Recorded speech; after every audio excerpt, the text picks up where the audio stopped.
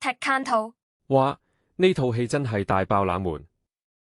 Kane Parsons 執導嘅 Backrooms 星期五已經收咗3800萬美金，成個週末有望破9000幾萬，認真犀利。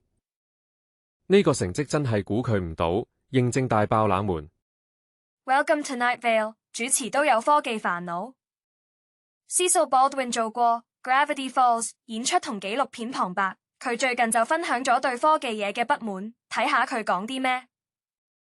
原來做主持都會被科技搞到煩，哈哈。Steam 控制器配 Doom， 聽下把聲。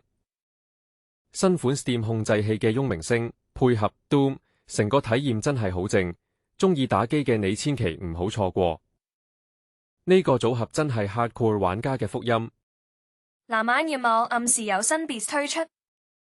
藍眼月網喺社交網分享咗張相，暗示即將推出全新 Beats， 究竟係咩新產品呢？好期待啊！唔知會唔會係耳機定係其他嘢呢？唔使月費嘅健身追蹤器邊款好？ Fitbit 唔係唯一一款唔使訂閱月費嘅 Hoop 替代品，仲有4款唔使月費嘅健身追蹤器可以揀。唔使月費真係慳返好多錢，抵啊！ Keychron 出咗個混凝土鍵盤 Keychron K2 Concrete Edition， 聽落好似噱頭，但打字體驗真係堅如磐石。除咗材料特別，鍵盤本身都好 solid。混凝土做鍵盤真係估佢唔到，但原來好正。訂閱我哋，再見。